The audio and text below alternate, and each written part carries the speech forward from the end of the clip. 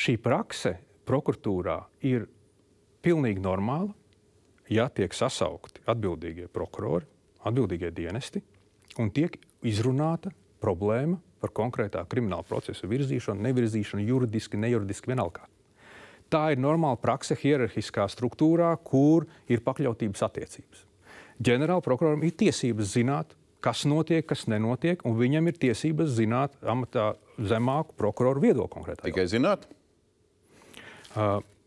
Ja mēs runājam kontekstā, man grūti saprast, vai jūs tā kā velkat uz to ietekmēšanu, vai uz kurieni? Es velku uz to, kā jūs redzat, kurā mirklī ģenerāla prokurors, kas ir cilvēks, kas tieši vada prokuroru darbu 23. pants likumā, ja viņš ir ar pozīciju, nevis tikai grib zināt, tad kurā mirklī viņa pozīcijai, kā ir tiesības, un varbūt pat viņam ir pienākums ar savu pozīciju, iet uz to rezultātu, kādu viņš uzskata par pareizu.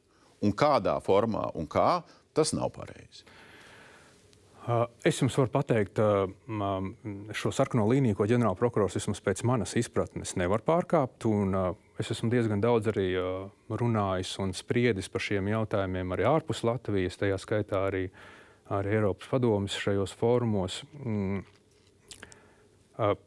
Prokurori dažādi. Prokurors ir neatkarīgs un skaidrs, un tas visiem saprātīgiem vērotājiem skaidrs, prokuroru nedrīkst piespiest pieņemt vienu vai otru lēmumu. Tajā brīdī, kad ģenerāla prokurors izsaka viedokli, kurš ir pretrunā ar prokuroru pārliecību, prokuroram ir jāinformē. Amatā augstāks, kā atvainojiet. Jūsu pozīcija nesaskan ar manu pārliecību. Pieņemsim, viņš sēž pie tā galda. Viņš informē. Ar to diskusijas beidzās. Ar šo konkrēto prokuroru. Vai nu viņš tādā gadījumā pieņem lēmumu, kas ir saskaņā ar viņu pārliecību, vai arī ģenerāla prokurors var mainīt vai uzdot mainīt prokuroru. Var mainīt prokuroru. Tālākais šīs sarkanās līnijas, ja tiek pārkāpts un tiek kaut kādā mērā turpināt diskusiju, ka klausies tu ko vai kaut kādi pārmetumi vai kaut kādas citas diskusijas, kas liek prokuroram justies vainīgam par kaut ko, es domāju, ka tās nav pieļaujams. Tas ir ļoti subjektīvi. Kam kas liek justies vainīgam? Es jums vēlreiz saku, ka tā līnija ir, ka prokurors informē. Viņš saka, klausies, es jūtos, ka tu man spiedi. Un tas ir jāzina amatā augstāk, jo prokurori dažādi.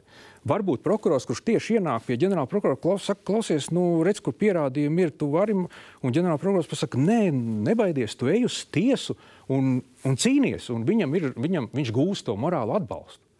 Bet te ir jānošķir tā lieta, vai jāsaprot arī jājūt, vai šī, saucat kā gribat, motivēšana, vai izteiksmes līdzekļu izmantošanā, lai prokurors pieņemtu vai nepieņemtu lēmumu, viņam ir jāsaprot, cik tālu viņš var iet.